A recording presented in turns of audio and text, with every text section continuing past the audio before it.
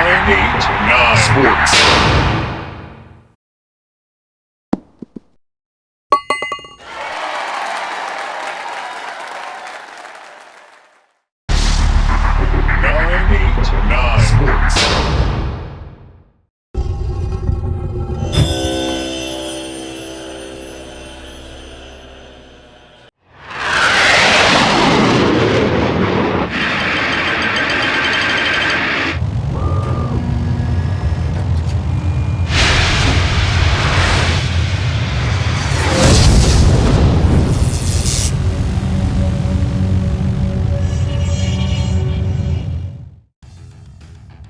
Hey there, get a load of my new floating studio. Hey, Mr. Producer, what do you think of the view? I wouldn't know since you told management there wasn't room for a control booth in the blimp. Oh, that's right. It's good to be queen. Can we please get started? No problemo. On our last journey to Japan, we stopped by the Sony Computer Entertainment Building to check out the new Legend of Dragoon game. Wait till you see the footage we brought back. Then it was off to the green to interview the developers of Hot Shots Golf 2. We'll talk about how they made an already great game even better. Wrestling fans are really gonna love this issue. We hung out with the WWF great D'Lo Brown to get some hot tips on how to smack down your opponent both in the ring and on your PlayStation. Most people think that being a gaming journalist means sitting on your butt all day. Well, we gave some lucky members of the press a chance to get out from behind their word processors and into the paintball arena. Check out the event center to see these guys in action. Yeah, that was lots of fun. You know you weren't supposed to be aiming at people's heads, right? Hey, you mess with the bull, you get the horns. Besides, if you didn't stand up every 5 minutes to ask, "Are we done yet?" you wouldn't have gotten shot so much. Yeah, but I was on your team.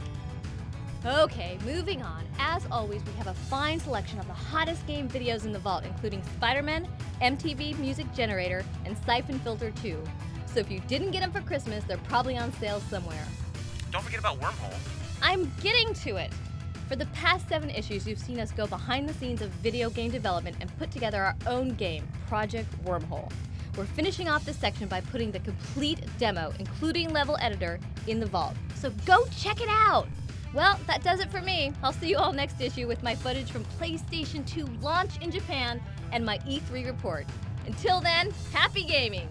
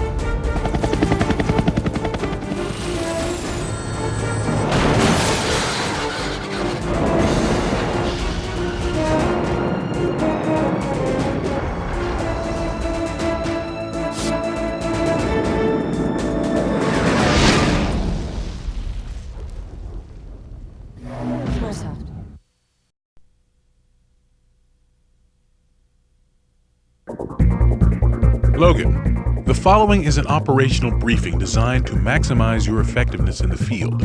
Pay attention, and it may save your life. Use your on-screen HUD to keep track of enemy movements and evaluate potential threats. Your health meter indicates how much strength your flak jacket has remaining. When the bar starts to flash red, your flak jacket is completely gone, and you'll start taking damage directly. At this point, 2 or 3 bullets will kill you, so proceed with extreme caution. The targeting meter helps you measure your ability to hit your enemy. The meter appears when you have locked on a target. The better your chance of making the shot, the higher the meter gets.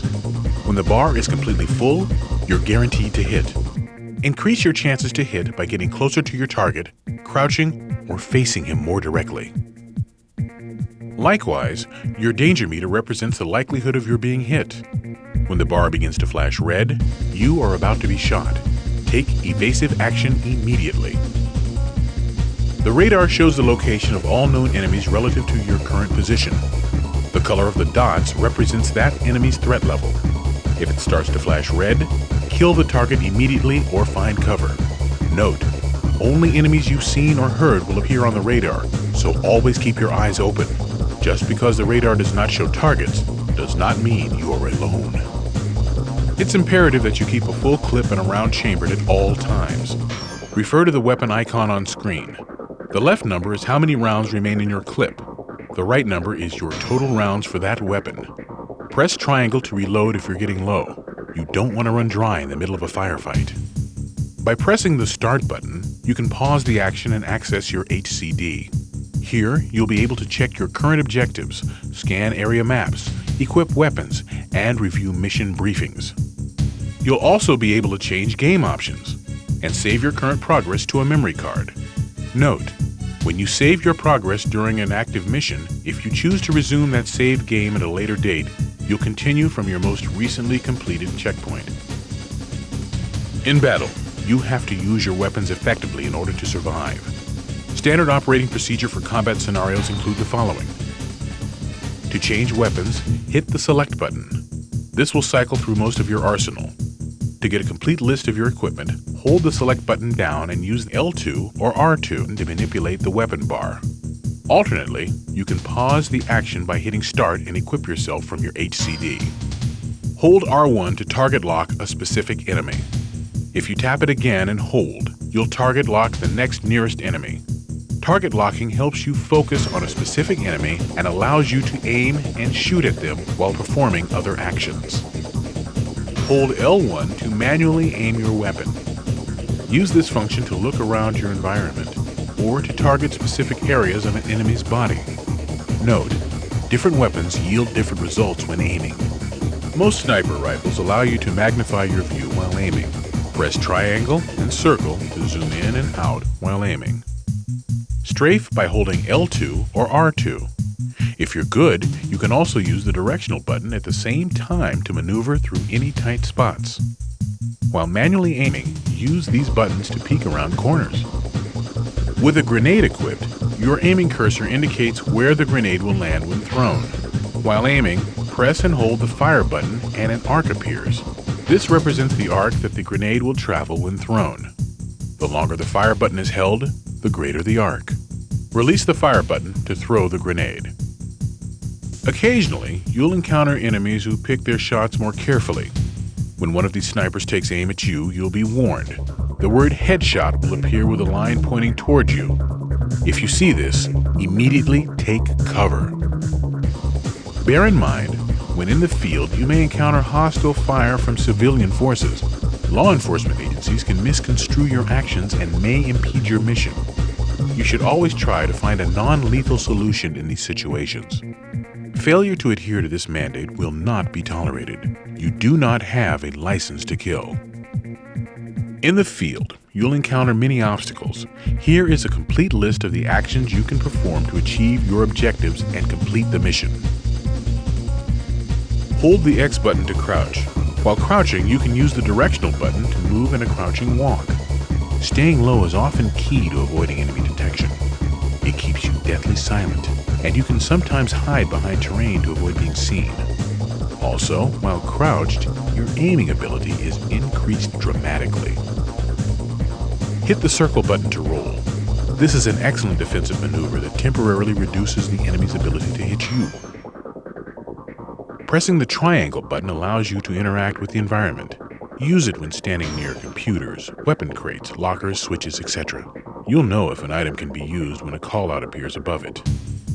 Holding the X button when standing near a ledge will allow you to lower yourself into a hanging position. From this position, you can use the directional button to shimmy left or right, climb back up, or drop down. To jump or climb to higher elevations, hit the triangle key when standing below a ledge. In some areas, you can jump laterally from one ledge to another. To accomplish this, just run forward off the edge and you'll automatically catapult through the air to land on the other side. In some areas, you can crawl through heating ducts. First, remove the duct's covering by shooting it. Then use the triangle button to pull yourself into the duct. Once inside, use the directional button to maneuver normally. You can walk by applying slight pressure to the left analog stick. Walking automatically prevents you from falling off ledges and makes you move silently. You can also walk while wearing disguises by holding the X button. If you ever spot a security camera, stay out of its field of view unless it's turned off. Alternately, you can use an electronics kit to disable the camera.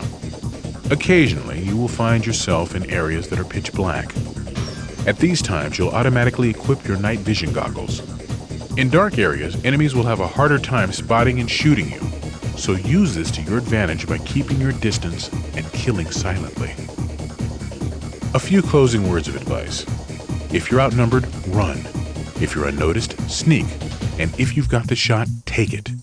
Make yourself an easy target for your enemies, and you'll wind up dead.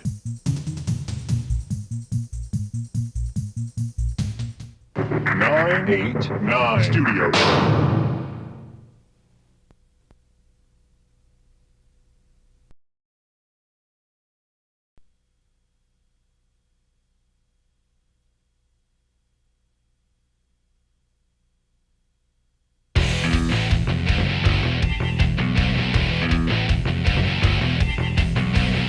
It's the best-selling racing video game of all time. What will it be like when it runs on the PlayStation 2, a console 10 times more powerful than anyone out there now? This is Gran Turismo 2000, the next game in the Gran Turismo series produced by Kazunori Yamauchi. Recently, he gave PlayStation Underground an exclusive interview on his plans to take advantage of the new console. Although early in development, he hinted at a whole new level of video gaming. This time out, we hope to change the way people enjoy racing games. There'll be something new in the entertainment experience and how users are part of the game. I'd like to say more, but the exact details are still being set.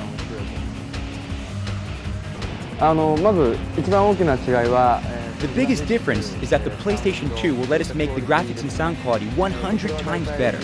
I want to create racing that's even more realistic than the racing you see on TV. For the first time, we can have open cars so you can see the driver. Perhaps you'll be able to choose your own helmet and racing suit.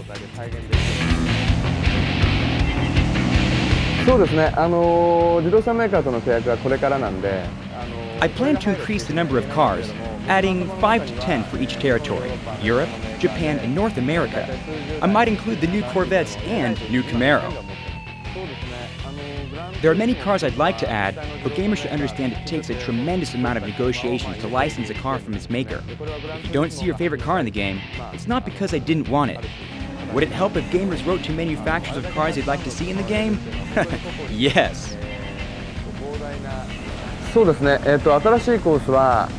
Along with the new cars, I would like to add maybe 5 to 10 new courses, including dirt tracks and the drag racing mode. The PlayStation 2 gives us the power to change the weather as well as the time of day for each course. This will add lots of variety. We also now have the opportunity to develop a more advanced artificial intelligence. We want the computer-driven cars to react to what you do with an almost human emotion. If you cut one of them off, that driver might show his anger by racing harder against you. Or he might spin and get scared, and you would feel it. I can't go into more details just yet. Another new factor is the PlayStation 2's new DualShock 2 analog controller. It registers 256 levels of pressure sensitivity. We're experimenting with this and hope to use it for a more subtle control of braking. In GT1, we needed to have anti-lock braking. That's not as realistic as what we can now achieve.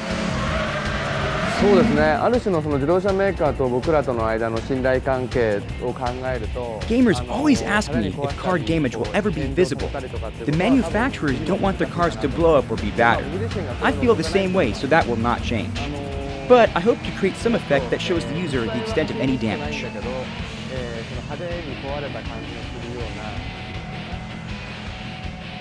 Plans have been announced for PlayStation 2 to be supported by a broadband network in 2001. We wondered what effect this might have on the Gran Turismo series. I have a vision of Gran Turismo's network racing. It's much bigger than one-to-one, but I can't go into specifics yet. One thing a network could do is let racers share times and establish rankings. This is a very important part of racing games. But in addition, a network could let them share communication on how to take certain corners or courses. That is very important to me as well. Gran Turismo is fulfilling a love for cars that Yamauchi-san has had ever since he was a boy. Now in developing the series, he gets to travel the world and test its greatest cars on its most famous tracks. But he's made a discovery. Playing the video game has improved my real race driving versus the other way around. Just 2 days ago, I was on the circuit at Motegi in Japan, and I realized that my performance had improved drastically because I played Gran Turismo 2. You better keep sharpening your own racing skills because when you drive Gran Turismo 2000 on the PlayStation 2, it's a whole new level of power and intensity. Do you have the reflexes to cut it?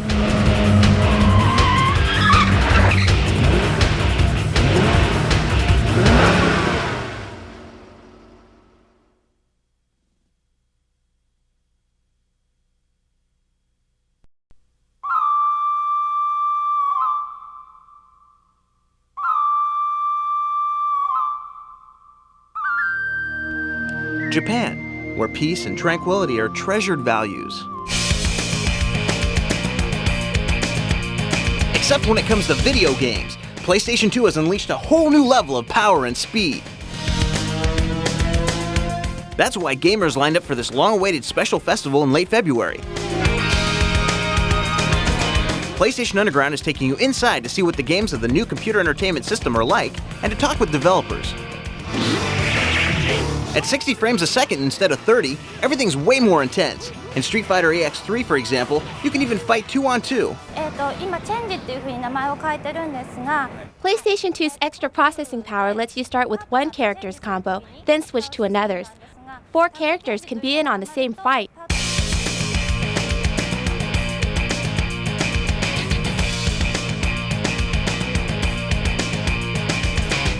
Another difference is that more detail can go into the graphics, as in these scenes from Onimusha.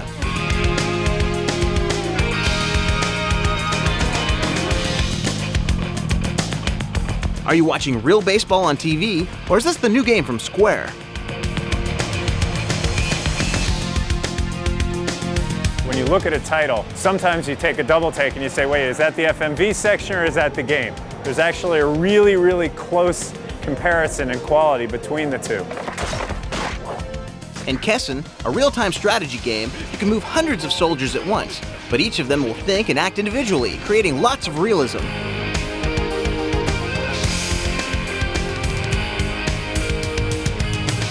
RPGs like Dark Cloud can be fully 3D, and you can explore with 360 degrees of freedom.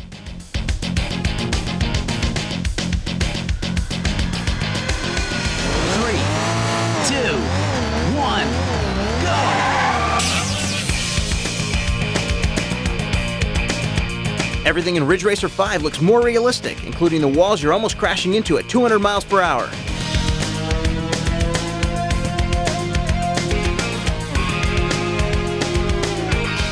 Backgrounds in Tekken Tag Tournament are now full of action and new detail.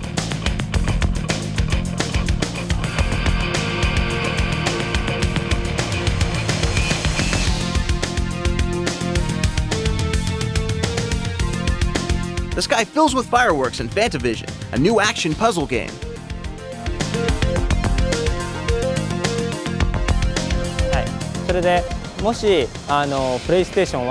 You can set off hundreds of explosions at a time, and the PlayStation 2 calculates and displays them in real time. We could not have done this before.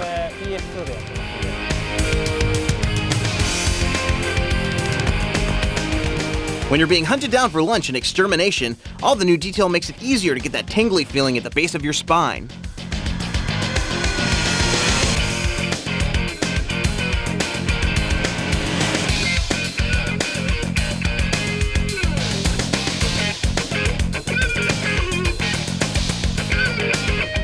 And the new console's larger memory opens up huge new worlds, as in this new Border Cross game. You're racing head-to-head against 7 other players that you couldn't have done before the PlayStation 2. Basically, anything you see that looks like snow, you can go there. How are gamers reacting? I loved how fast the snowboard game was. It felt totally real. I was blown away by the quality of the games. The emotions of the characters are very well done. They're really human.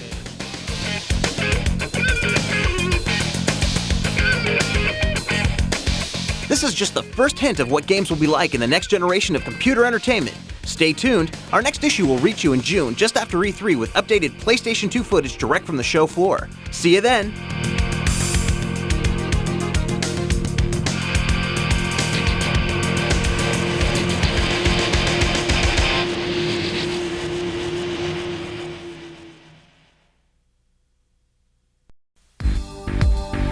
Welcome to CG Design, where we make a 3D object to show you how it's done. We'll make a weapon called the Tracer, suggested by subscriber Brian Poe. Christian Lowe, PlayStation Underground's interface designer, will shape it for us using 3D modeling software 3D Studio Max. First, he selects the tube tool and creates the inner radius, then the outer radius. Then he selects the outer points of the object and scales them down to create the sharp edge.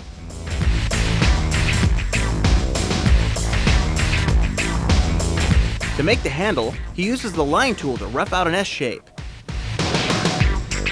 Then he smooths it out. He adds depth by beveling the edges. Then he takes that image and cuts the blade shape in half to make a weapon that can separate in two.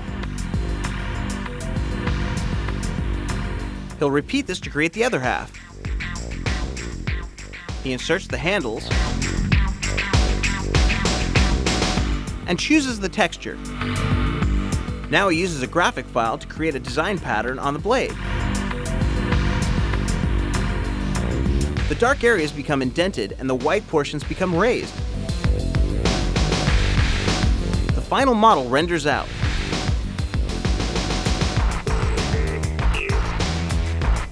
This is how a game developer makes an object for your PlayStation.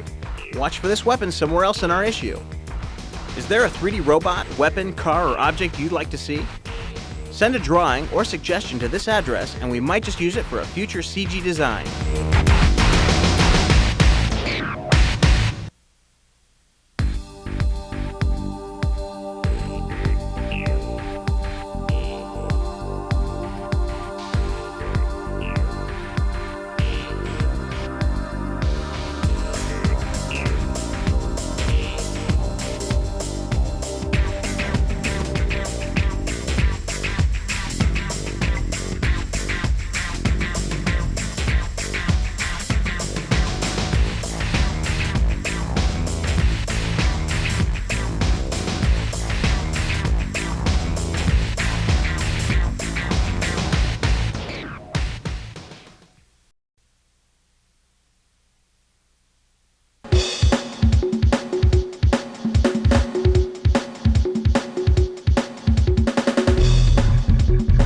If you think golf is boring, prepare to see it with a whole new swing.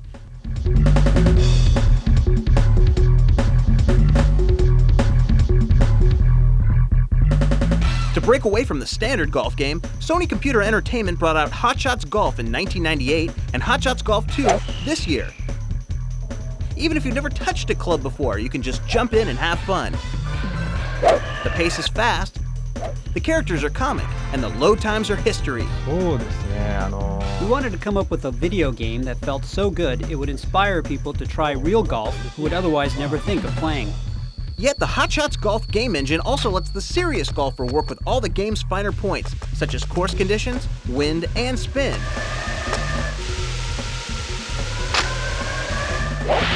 The balance was just right. Hot Shots Golf was named Sports Game of the Year by 2 magazines, topping all the major sports like football and basketball. Oh my goodness, that's on the green! Now the sequel takes that successful game engine and makes golf even more entertaining. The team in Japan explains. Holy cow, nice shot! I love golf. I get our whole team to play together. We try to figure out what makes real golf feel so good so we can put it into the video game. We want you to feel how great it is to hit a tee shot 250 yards and how good it feels to sink a putt.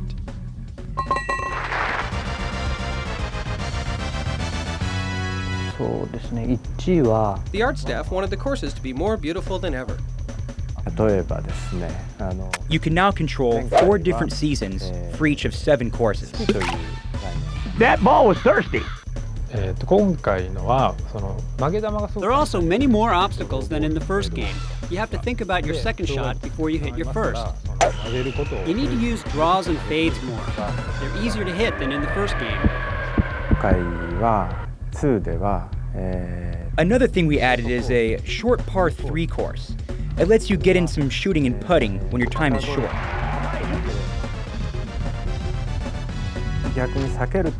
Golf games were once so serious. People ask, was it a risk to add humor? I don't think so. Not to add humor would be a risk. We need to reach more than just hardcore golfers and bring new players to the game. On the world's golf courses, they'll never know what hit them. Hot Shots Golf 2. Golf for the people.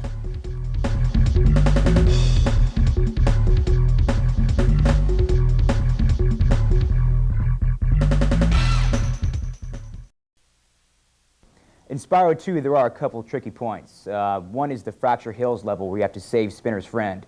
Right here, I'm going to go ahead and show you a really cool move on how to unleash your friend from behind the door. Hold down the square button to reach this super speed power-up right here, because the object here is to follow this pathway and through the various doors, and you can't stop or get hit once, because if you do, you lose the super speed power-up and you have to start over again. Go through that portal there, and over this little narrow bridge, and jump at the last second right here and break down the door. And her friend will be right there for you. Oh, thank goodness you broke that door down. Once you save Spinner's friend, you'll get an orb. Now that you've seen it on video, good luck. In the level Papu's Pyramid of Crash Team Racing, there's a hairpin turn at the end of the level that you can totally bypass by using this shortcut. Take a look. Keep in mind you're either going to need an Aku Aku or Uka Uka mask or a turbo boost to make it. Once you get the mask, save it for here. Right at the end of the wall, activate your mask and do a 180 turn over to the other side of the track. So there it is. In my job, I get a lot of calls from customers on Siphon Filter, level 14, the Stronghold Catacombs. In this level, you have to follow a scientist to the cell where Fagin is being held. And there are a few things you must not do in this level if you're going to complete it successfully. You got to only use your silenced weapons in this level. It's very important to go down the left-hand corridor here. There's a right-hand corridor, but it'll just lead you around in circles. Then you set about following the scientist. One of the most important things about this level is to let the scientist get a good head start on you, because you're going to trigger certain enemies along the path. If you have to take those enemies out and the scientist can see what's going on, you're going to lose the level because he'll be alerted to your presence. So as you see here, I'm taking out the guards while the scientist is safely out of sight and out of earshot. This is where a lot of people slip up on this level. The scientist stops and talks to 2 guards down at the end of the hall. We'll look here through the sniper rifle viewer. It's very important that these 2 guards are not killed. I repeat, not killed. If you kill these 2 guards, just about anything you do after that, it won't matter. You're going to lose. The scientist remains down at the end of the hall and is close enough that the murdered guards do in fact alert him to your presence. Even if it doesn't end the level immediately, you will not be able to end the level when you reach the door. So instead of killing the 2 guards, we're going to sneak down the hallway. And I do stress sneak. You must hold down the X button and move slowly. And these guys aren't too bright. They're a little drowsy because you can get this close and then just go down the right-hand corridor and they never see you. And those guards won't give you any more trouble as long as you don't double back this way. Through the rest of the level, you're just going to have to take out anybody in your path quietly without the scientist around. And this guard here around the corner, the last guard you're going to need to take out in this level, can be very tricky. What I always try to do is peer around the corner to get him on my radar. You can now see the green dot moving towards me on my radar, and I can level my gun and take him out as he comes around the corner. And if everything goes right, you'll never even see the scientist at the door because it'll fade to black and you'll see a movie clip. This is a cool move for Siphon Filter, level 15, Farcom Warehouse. In this level, you have to locate viral carriers and tag them. And I talked to a surprising number of people who can't seem to figure out how to tag the viral carriers. When you get the first checkpoint, when you find Erickson, you do find a viral scanner. To locate the bodies, equip your viral scanner and then go press the L1 button. So you'll look through the viral scanner. Now there's a body. We've located it. But as far as tagging it goes, you absolutely positively must turn off the scanner. And then go to where you saw the body, stand on top of the crate, and simply press the triangle button, thereby tagging the body, obtaining a checkpoint, and one of the objectives of the game. And that's how you scan a viral carrier in Siphon Filter, level 15, Farcom Warehouse. Today I'm going to show you one of the coolest areas in Twisted Metal 4. The level is Neon City. There's a really cool secret area in this level that you can get a lot of weapons and power-ups, but it is hard to get to. Let me show you how it's done. Basically what you want to do is look for the train tracks and follow it all the way up the tunnel, just like this. Collect the power-ups on the way up.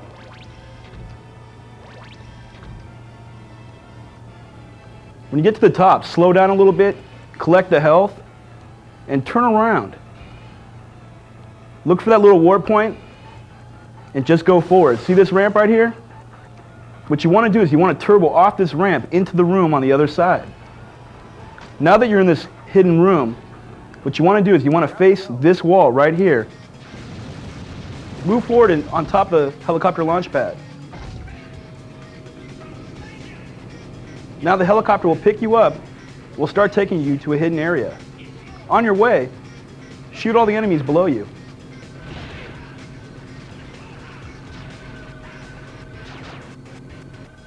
Once the helicopter's dropped you off, move forward into the secret area. Collect all the weapons and power-ups here. When you've gotten all the power-ups, go to the jump pad to exit the secret area. And that's how it's done. The cool move I'm going to show you today is the corkscrew turn from Laguna Seca on Gran Turismo 2. Basically, the corkscrew turn is one of the hardest turns to execute. What you need to do is approach it towards the right-hand side or more the outside lane. You slow down, shift it to a lower gear, and drop down, and you can cut a little bit without being penalized for taking that turn. So give it a shot.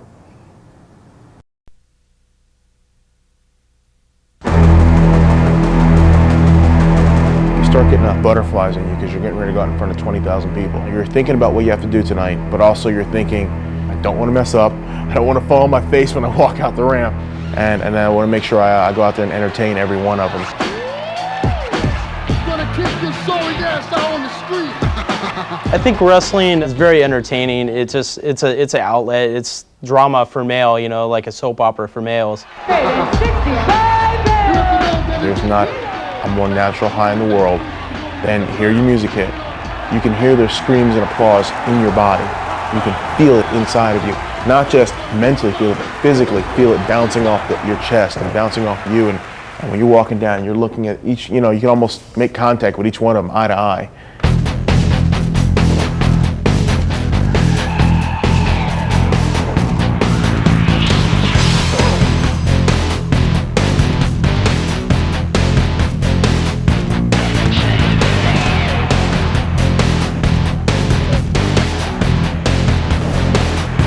What we're trying to deliver with SmackDown is the ultimate gaming experience in sports entertainment. It's very fast moving as compared to other games where it's very slow. The graphics are really cool. That looks real. See, the moves are very realistic looking. One thing that sets our game apart from the other competition is our gameplay and our button commands. We don't want to have to push 20 buttons to get a move off. We want a beginner to be able to pick up the game and get into the game and pull off moves. But at the same time, we want the more experienced player to be able to master the reversals and master the game itself.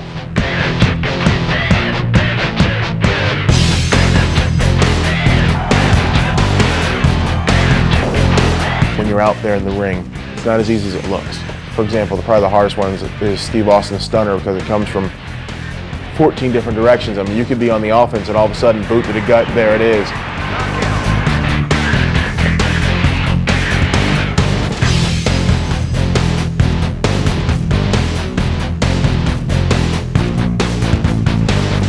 Probably the most embarrassing, people's elbow, because you're just laying there forever, and then all of a sudden this elbow comes out of nowhere. Well, Kane, Big Boss Man, and Taker all use a choke slam, and that's just a big pan wrapped around your throat. The name definitely describes the move. So these are some of the moves you watch out for, and just as scared as hell to take. One thing that we got in the game that no one else has done before, the season mode. You go through all the major events and pay-per-views, and at the end you'll hit WrestleMania. Along the way you'll make friends and foes and enemies. You can fight in the kitchen, the boiler room, anywhere you want to go, and anything can happen at any time. You can make decisions whether or not to team with a partner, and you don't just go to them, they come to you. Another thing that we have, create a wrestler / superstar mode, in which you can go in and create anyone you want. You can create wrestlers, superstars from around the world, you know, different looks, different masks, and also attributes, entrances. Oh, you didn't know? Your ass better call somebody. It really captures the drama, the excitement of the WWF. We really want to bring the person inside the ring, you know, this is the closest thing we can do to that. Like I said, we're all fans making games for the fans, and I think the real fans can tell. You're always in that quote-unquote zone when you're out there in the ring. For example, when I climb up for my frog splash. The people then go from being on like decibel 1 to like screaming jet, and there's nothing in the world that can stop you from hearing it. It's like me winning the NBA title at a Super Bowl every night of the year.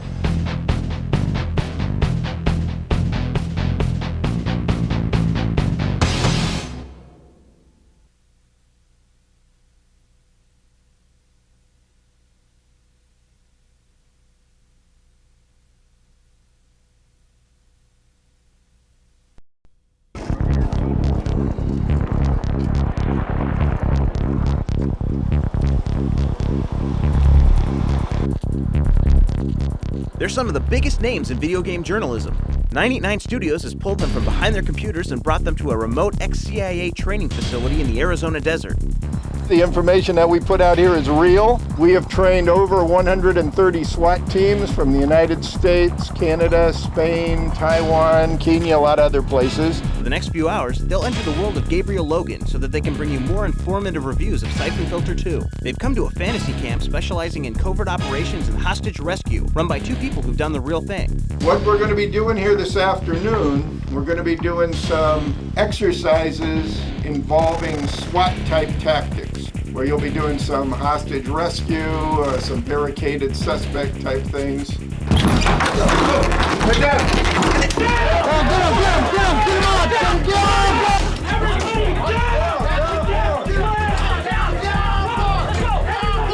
A hostage has been taken.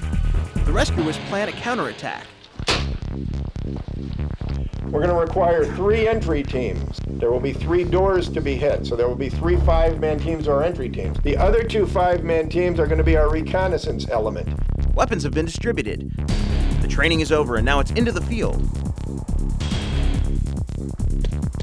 They're going to move in and risk life and limb, or at least serious bruising, to rescue the hostage.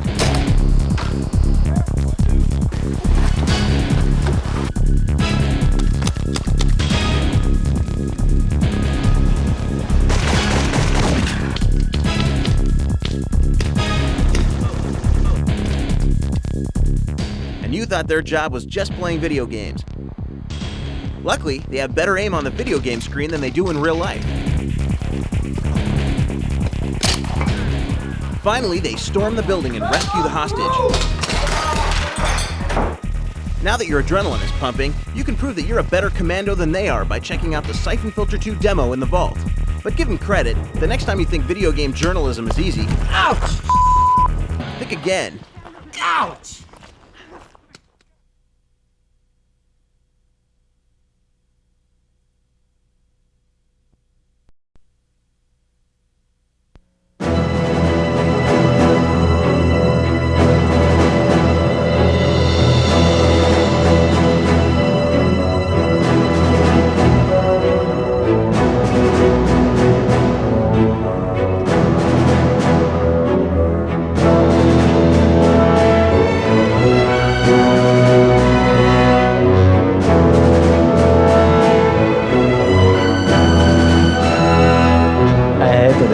had the vision of the art style and world that I wanted.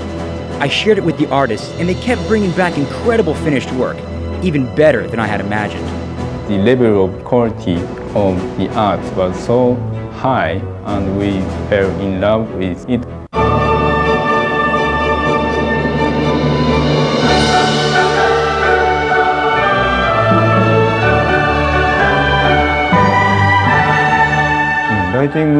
Asebi-san, the director, asked us to create a more natural, organic look as opposed to mechanical or technical.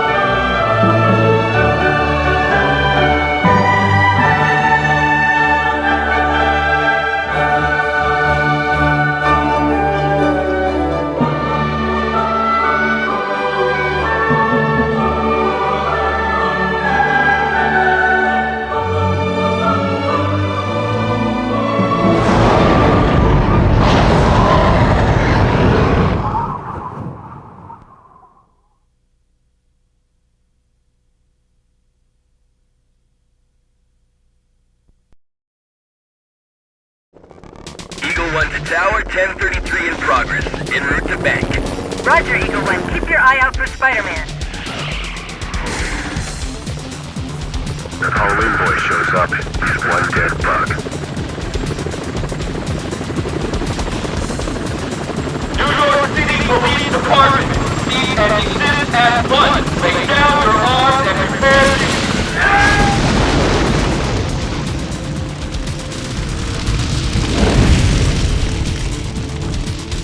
These guys are serious. 989 Studios.